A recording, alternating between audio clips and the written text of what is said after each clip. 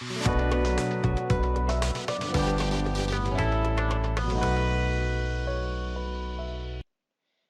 বন্ধুরা, আমি প্রতীক সরকার সদয় একাডেমি থেকে আজকে আপনাদের জন্য আরেকটি নতুন ভিডিও নিয়ে এসেছি। আজকের ভিডিওর বিষয় হলো আমরা কিভাবে আমাদের প্রজেক্টের জন্য ইমেজ তৈরি করতে পারি।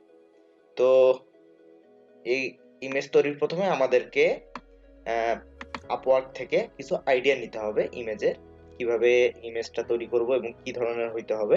ঠিক আছে, ইমেজ আপনারা নিজেরাই এটা তৈরি করবেন ফটোশপে অথবা ক্যানভা প্রো দিয়ে, কিন্তু আমি দেখাচ্ছি কিভাবে আইডিয়াগুলো নেবেন, কি ধরনের ইমেজ তৈরি করবেন। চলুন প্রজেক্ট, এখানে যদি আমি যাই সার্চে যাই, এখানে একটা ট্রায়াঙ্গেল আছে, উল্টা ট্রায়াঙ্গেল, এখানে ক্লিক করলাম, এখানে প্রজেক্ট, এখানে ক্লিক যদি করি, এখানে সার্চ বাটনে এখন আমাকে লিখতে হবে এসইও। এসইও যদি দেই, দেখুন এসইও রিলেটেড অনেকগুলো প্রজেক্ট চলে আসছে।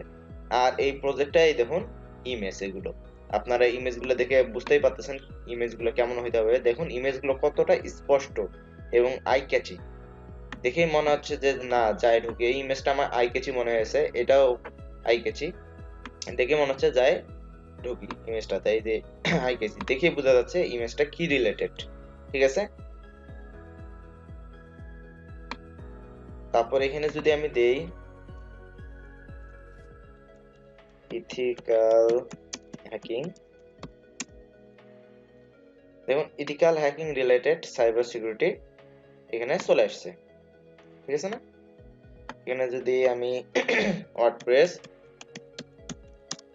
ম্যালওয়্যার লিখে সার্চ দেই, দেখুন ওয়ার্ডপ্রেস ম্যালওয়্যার রিমুভালের অনেকগুলো পোর্টফোলিও চলে আসছে। আপনারা যেটা দেখেন যে ফাইবারে যেটা দেখেন না, এরকম কিন্তু আসে ফাইবারে।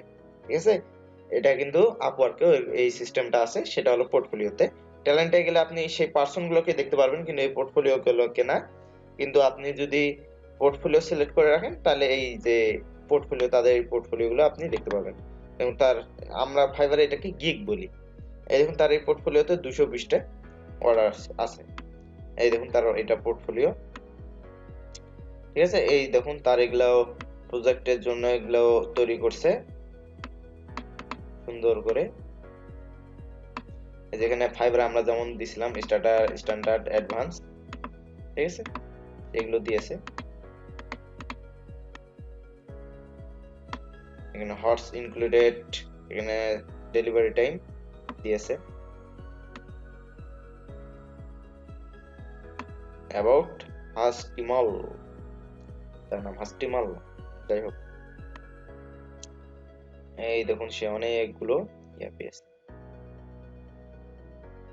এই আর এগুলো মোর প্রজেক্ট ফ্রম হাস্টিমাল, তার এখানে অনেকগুলো প্রজেক্ট আছে। দেখুন WordPress website security optimisation, cleared website malware, অনেকগুলো কাজ পেয়েছে। দেখুন এইটাতে, এই প্রজেক্টটাতে 617, এটা হচ্ছে 638, ঠিক আছে, এটাতে 180।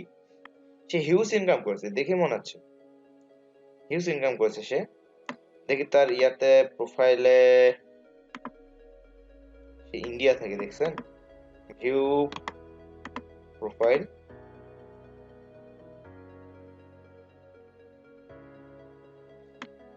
98 টপ রেটেড সেলার, 98% তার জব সাকসেস। সে 6020টা 6020 ঘন্টা সে কাজ করেছে, 250টা সে টোটাল জব কমপ্লিট করে গেছে।